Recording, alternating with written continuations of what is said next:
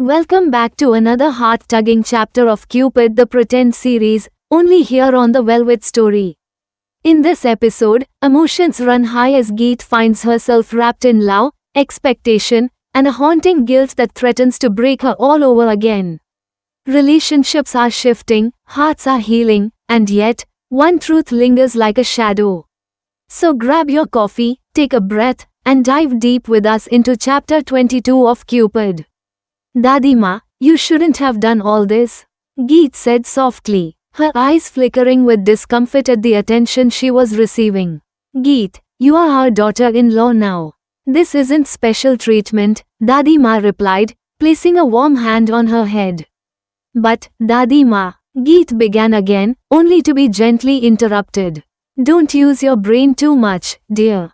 And anyway, this is not just for you, it's for my great-grandson, Dadima said with a playful sternness, completing the tilak on Abhi's forehead, performing the aarti, and lovingly offering prasad. Abhi beamed, welcome back, honey. Geet was about to correct him, when Abhi added proudly, honey, I'm Abhi. She smiled, her heart swelling. Yes, you are absolutely right, Abhinav. Welcome back, my darling, she replied, kissing his forehead. I think things didn't go well last time because we didn't seek God's blessings, Dadima mused aloud. Absolutely right, Dadi Mom. Annie quickly agreed, siding with her warmly. This time, the family headed to the temple first, seeking divine grace for a new beginning. Later that evening, Geet, you and Abhi should shift your things to the ground floor, Dadima announced gently. Thank you, Dadima, Geet said, her heart full of gratitude. She had been thinking of asking the same but didn't dare voice it. Everyone looked surprised. But, what about Man? Prema asked, confusion shadowing her tone.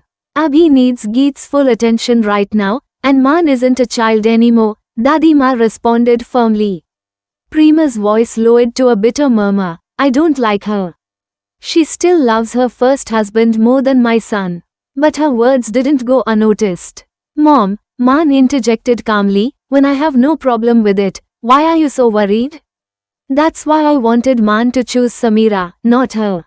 Prema said bitterly. Prema, Dadima said with surprising calm, last time we welcomed her with taunts, and look what happened. I won't let that happen again. I want peace in the Khurana mansion. I only asked her to shift for a few days, not forever. Geet, get some rest, Betty. I know you are tired, Dadima said, her voice gentle. Geet nodded and was just about to step away when a familiar voice echoed. Good afternoon, Dadi Mom. Samira's sugary tone interrupted. Good morning, Bete. What a pleasant surprise, Dadima replied with a hint of warmth. I heard about Geet's son and thought I should come, Samira said, her words laced with sarcasm. When have you become so thoughtful? Sam? Annie shot back with a knowing smirk. Samira glared, but Annie continued, moreover, he's not just Geet's son, he's Man Bhai's son too. It takes two, remember? Samira's lips twitched into a fake smile. Yes, you're right. Sam, dear, be careful with your words next time, Dadima warned gently. I didn't mean to hurt anyone. Samira said nervously. It's okay, Samira, Geet responded, her voice calm and forgiving. How is he now? Samira asked. Much better. That's great to hear. Man beta, help your family settle into your room, Dadi instructed. Of course, Dadi Ma. We'll meet later, Sam. Enjoy your time, Man added with a smirk. As they walked off, Man slyly wrapped an arm around Geet's waist. She flinched, taken aback by the sudden intimacy, but he didn't budge. Inside the room, now leave me, Mr. Khurana, Geet said sharply. You are so mean, Geet, he pouted. Thank you, Mr. Khurana. You may now leave for your room, she retorted, arms crossed. What's the rush, Geet? He said, lounging comfortably on the bed. Don't you have work? She snapped. Oh, what kind of wife are you? Most wives complain their husbands don't give them time, and you're throwing me out? He teased. Was that a joke? Should I laugh? She said coldly. Sorry to disappoint. Oh, My lovely Geet. I didn't crack a joke. That's why you're not laughing, he grinned mischievously. Ugh, man. Just go. I want to rest. She groaned. Mama, Dada. Good boy or girl, don't fight. Little Abhi said, his innocent voice slicing through the tension like a warm ray of light. Geet shot Man a look, not a glare, but daggers through her eyes. Abhi, Mama isn't fighting, baby. He's teasing me, and I'm just tired, she explained sweetly. Dada, don't tease Mama. Abhi repeated in his tiny voice. Champ, I'm not teasing her, I love both of you, Man cooed, copying Geet's tone. She rolled her eyes as Abhi turned to her. Mama, Dada loves you and me. He's not teasing. I know, baby, she replied, brushing his hair. But Mama and Abhi need rest. So, Dada should rest in his own room. Dada, rest in your room, Abhi declared firmly. Man chuckled, leaned in, kissed Abhi on the cheek, and without warning, pressed a gentle kiss to Geet's cheek too. The world froze. Her heart skipped a beat, raced, then froze again. By the time her brain caught up with her body's response, he had already walked out with a triumphant smirk. Mama, Dada loves you and me, Abhi repeated again, making her cheeks flush crimson. Yes, baby, she whispered, a smile blooming despite herself. She quickly changed into fresh clothes, tucked Abhi in her arms, and the two drifted into a peaceful sleep.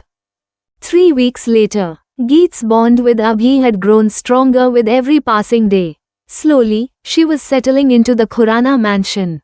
Dadi Ma's support had been unwavering, and even though Prema still hadn't accepted her, Geet understood. She wasn't complaining. In fact, if she were in Prema's shoes, she would have reacted the same way.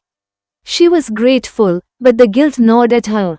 She often wondered, why did Man cheat his family, who loved him so deeply? She longed to confront him, scold him, but she had no right. Not yet. What comforted her was that she hadn't shared a room with him, not even once. For that, she silently thanked Dadi Ma every single night. Scene shift. Can I come in, Geet? Dadi Ma's voice called out. Please come in, Dadi Ma. You don't need permission, Geet replied quickly, standing up. Still, dear. Dadi Ma entered with a soft smile. Geet, I want to talk to you. Yes, please, is everything alright? Dadi Ma kissed her forehead. Geet, I adore you. I may not know everything about you, but what I do know, tells me you're beautiful inside and out. No, please don't embarrass me, Dadi Ma. You are too kind, Geet said, voice trembling with guilt, though her conviction didn't waver. You are a sweet soul, Geet, Dadi Ma said, sensing the storm behind her eyes. I don't understand you sometimes.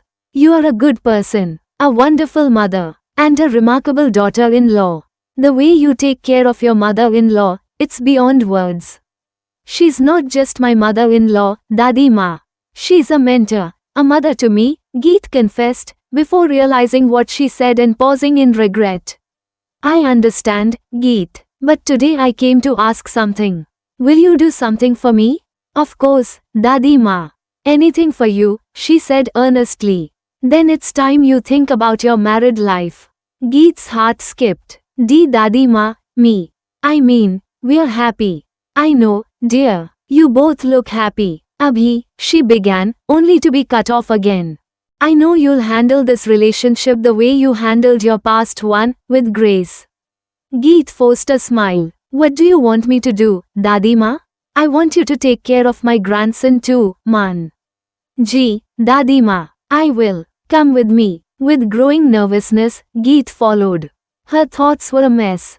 What now? I used to pick out Man's clothes before his shower, Dadi Ma explained. He'd always say I had bad taste, but he still wore them just to make me happy. That little ritual brought us closer. But now, I want you to take over, Geet. I'm getting old. You have great taste. But yes, he does have bad choices. Geet replied under her breath, making Dadi Ma laugh. Maybe, but he made the best choice in choosing you, Geet. Her cheeks burned. Speechless, she nodded and entered the room before he came out of the shower. She laid out his shirt, trousers, socks, watch, wallet, phone, and shoes, her hands trembling but her heart oddly full. I'm done, Dadi Ma. These little things, Geet, they make relationships strong. Yes, Dadi Ma. Geet did exactly as told. But somewhere inside, she knew she was still pretending. The truth burned. Her smile was tender, but her heart? Torn. She wiped away a tear before Dadi Ma could see. As Geet walks away with a silent tear and a heavy heart, we realize love is never as simple as it seems. Pretending becomes a way to survive, but how long can one pretend before the truth spills over? What is man hiding? And can Geet ever truly belong where love feels borrowed? Heartbreak. Stay tuned for chapter 23 only on the Velvet Story. Headphone. Don't forget to like, share, and subscribe. Black Heart. Until then, keep your hearts soft and stories alive.